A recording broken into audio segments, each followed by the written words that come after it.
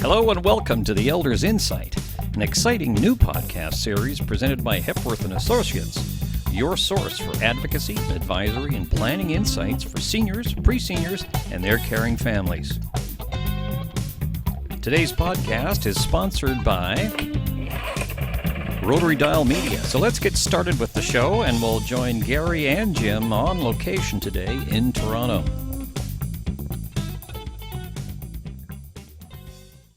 Well, today is our inaugural podcast, and what a perfect place to start than to talk about aging well and what that's all about.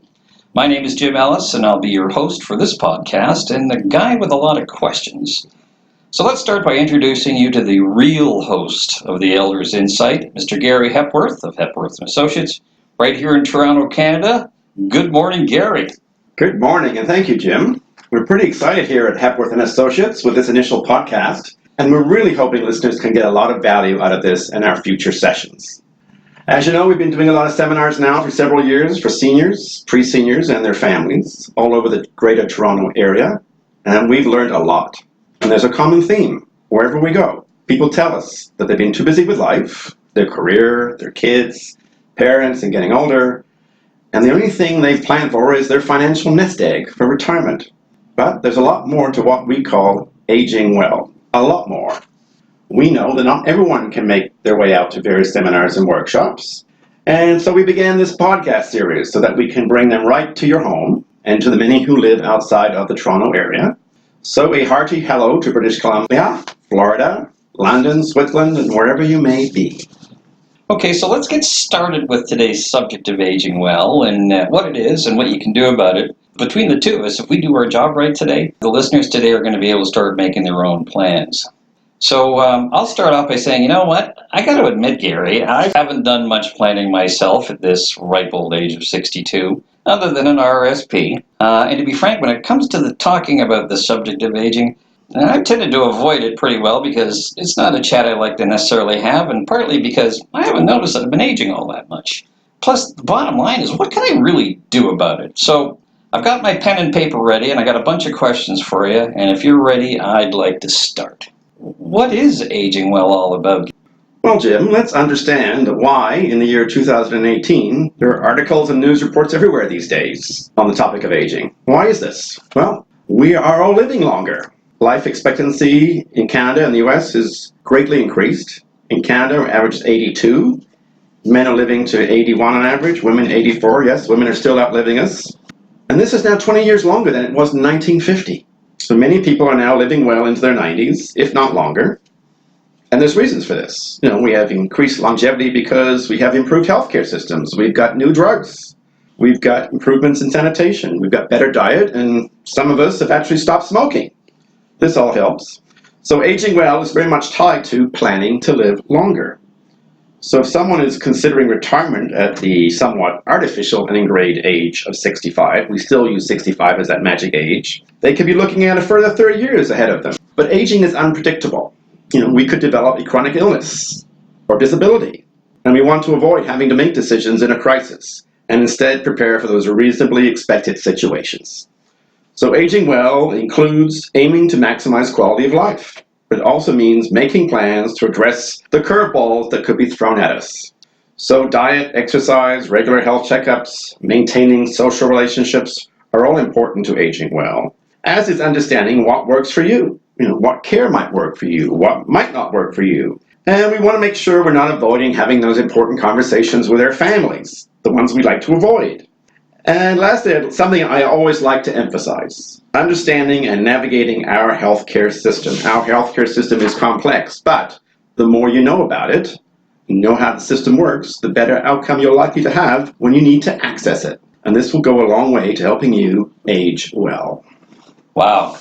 So bottom line is I'm going to need a little bit more than just my RRSP. Yes, Jim. So listen, I was at a recent seminar of yours, and from the outset, I was stunned by the number of people who come and attend these events in the first place. But one of the things that seems to be core about what you talk about is this aging well model. What's that all about? Well, Jim, our aging well model really includes 5 areas that we believe here at the team are crucial to the desire to age well. And lifestyle is very important. You know, You've heard of bucket lists, and everyone wants a bucket list. Well, this is the fun stuff we want to do. So the key situation is to think about all the good stuff I want to accomplish in the next 30 years. And the element really shifts from having enough money to live comfortably to having enough life to live comfortably. And lifestyle is about people engagement, using your skills and talents to pursue hobbies or interests that you've always wanted to do. And when you ask people what they want to do in retirement, travel is often the first thing that comes up.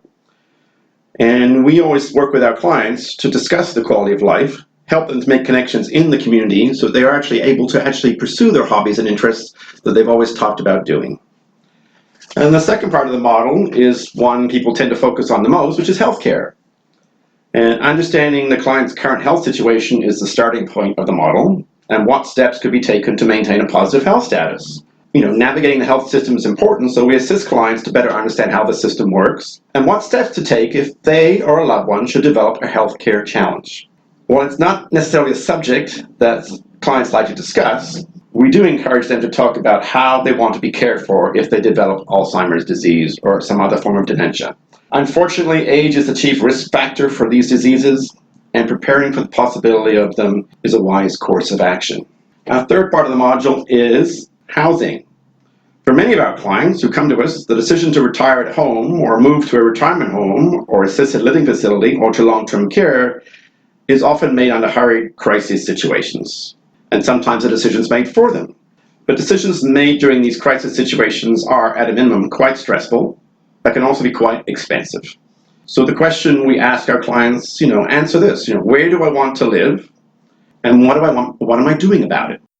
Fourth part of the module is the family. This is part of our model that people often forget about, is having the discussions with loved ones to make sure they're not excluded from your plans. And the result then is less stress for the family, minimum confusion for everyone involved. But we know that broaching the subject of aging can be awkward, and sharing plans can be awkward. But peace of mind is very important. So the more your family knows, and the more your family is signed up to have what we call the talk, the better for everyone involved. And the fifth part of the model is legal and financial. Now, we are not lawyers, but we strongly encourage our clients to ensure that they've got an up-to-date will, their powers of attorney, and their advanced care directives. These are crucial documents to have in place and helps our clients really think about their wishes and who they would ask to act on their behalf. I think it's important for clients to understand is if you are not in a position to make decisions for yourself, who do you want to make those decisions for you, and what are you doing right now to have those conversations? So then after we have those conversations, we actually then encourage our clients to actually meet with a lawyer, because we don't believe in self-help documents when it comes to legal stuff, and then have a conversation with their financial advisor to discuss how they're going to fund this great plan for the next 30 years. I'm starting to realize now just how little I've actually done. Again, I mentioned having an RSP, but not a lot of what you just said. I think part of the reason that is I was under the impression that the government will look after me, and why is having a plan so important? We don't like a magic hand, but unfortunately, it's not going to be the case. I think one reason why we want to have a plan, because if we don't make a plan for ourselves, then chances are somebody else is going to be making that plan for us, which may or may not be to our liking or benefit. So planning puts you in control and goes a long way to ensuring that your wishes are actually carried out. And because of the aging population, the stress on the healthcare system will only increase. Today's governments, particularly in Canada and Ontario, are struggling to fund the healthcare system. Right now, taxation and heavy borrowing are paying the bills. The debt has ballooned, and the cost pressures will only mount. Government will always be there to fund the basics like hospital and doctor's care, but increasingly the onus will be on the individual to pay from their own resources and to secure services through their own means. So for example, you may qualify for home care through the LHIN, the Local Health Integration Network, which could see a government-funded caregiver come to your house for a few hours a day or a few days a week.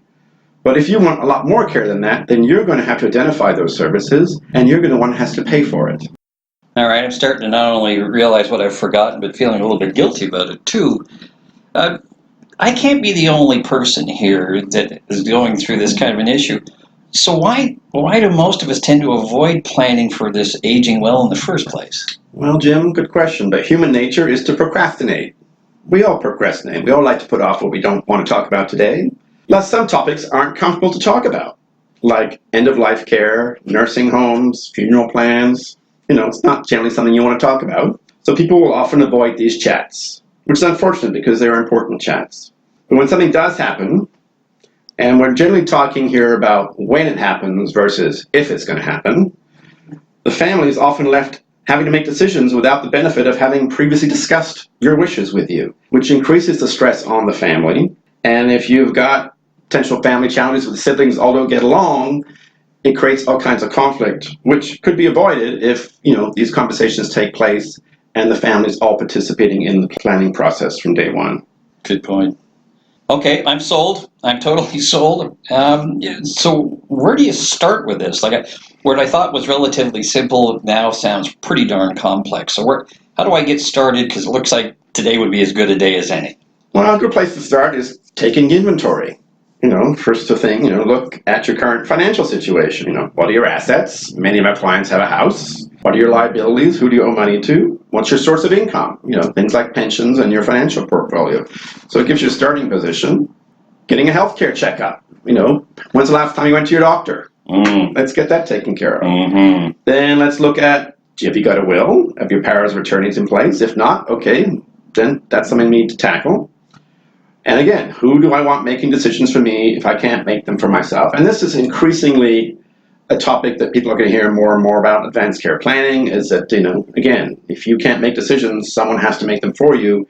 And unless you want the government making them for you, then you need to start making these decisions yourself as to who that person would be. Mm. And also a very good place to start is your current housing situation. If you developed a disability or a major illness, could you continue to function and live day to day in your current house or apartment or condo, wherever you may live? So if you have to start using a walker or a wheelchair, could you actually move around your house? And if the answer to that is no, then now's the time to start thinking about, okay, what are the other options out there? Because if you've got mobility and you can drive, the internet is full of information, you can do all kinds of research and you can go visit all kinds of places to do your research up front. That's a good point. And in that right now we live in a 2-story house, I have no idea and certainly haven't thought about it. So if that's just sort of one case, what do most people tend to forget when they're putting a plan like this together? I think, something we talked about just previously, it's the discussion with the family. Every family's dynamic is different. And having the talk and trying to actually have conversations with people who may be involved in your care so that the stress is reduced, the peace of mind is given to your family and loved ones. And a simple thing like telling people, where your key documents are. It's great having powers of attorney and your will, but if no one knows where they are, that could create a problem.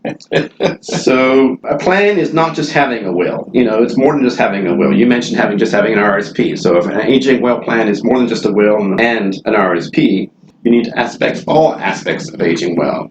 And to have a really good, productive conversation with your financial advisor, he or she wants to understand your plan. Because now that you have a plan, then start discussing, do I have the financial means and resources to actually achieve what I want to do? Do I have the cash flow to support it? Because again, we're talking now potentially 30 years. And if you find yourself coming up short, then further discussions need to take place. And possibly then going back and taking a look at what you put together and say, okay, what do I need to change? Final thoughts. This is a lot to take in, but just final thoughts as we sort of close this off, because I'm mindful of your time. Any final tips that you might give someone who's looking at planning now? Well, I always tell people you are going to live longer than you think you are. And for some people, they break out in a big smile when you tell them that. Others look in horror. They're telling us now that newborn babies could live to 120. Again, some people will find that fascinating, and others will just find that just something they just don't want to deal with. So I think it's planning is you're going to live longer. You're now in control. You can make steps to achieve what you want to do. And it's like planning. My experience of people who don't plan, stuff will happen. If you put a plan in place, it's like Murphy's Law, Yeah. Murphy's Law comes back to bite us. Having a plan in place with all the discussions, knowing where your documents are, means hey, go on a cruise because you've already made your decisions. And if something does happen to you, you've already had the discussions and you know how you want things to occur. And again, if you don't have those discussions or any plans, because you can talk to various doctors and medical professionals, they're trying to treat someone in a hospital bed, the family shows up. Who's talked to mother? Did anyone discuss mother? No one's talked to mother about what mother wants. Everyone's trying to guess. And then it's all because, again, there's a lack of planning. So I think as time goes on and people are reading more about this, I'm starting to see now people taking more control and starting to put plans in place. And we hope that continues. Well, I'm starting to, I'm getting a perspective of that I'm a little bit behind the curve and I need to get caught up. Gary, just a big thanks to you on behalf of all of today's listeners and yours truly. I think the big takeaway from all that we've talked about, though, is the importance of having family involved, because I look back upon my own parents where we weren't even aware of a will until they were long gone, and I'm sure there were probably things that they wanted us to do on their behalf that we weren't necessarily aware of. And and it's not particularly fair for the family to be keeping them in the dark about your wishes either, especially if you're sort of counting on them to execute the ones that you want. So, big thanks, Gary. Very big thanks. Good point, Jim. Thank you for having me. Enjoyed this. Okay, folks, that's a wrap for our very first podcast. We thank you all very much for joining us. Stay tuned for more of these podcasts as we continue to provide you with those insights for seniors, pre-seniors, and their families for aging well. See you then.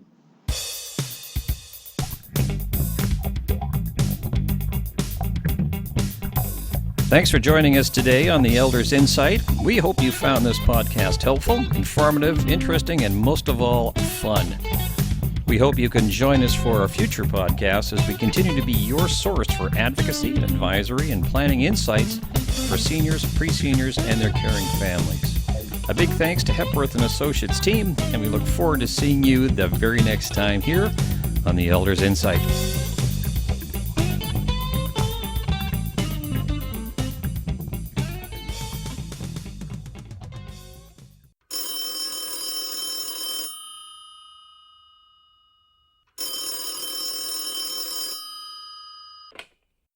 It could be me, but I'm starting to feel a little left out of what's all going on today. There's certainly a lot going on when I watch TV or read the paper or even when I stroll through the internet. In fact, there's too much of it, and it's always breaking news. How do I filter through all of this to find the things that are important to me without all the noise that comes with it? Rotary Dial Media. Media for the best of us.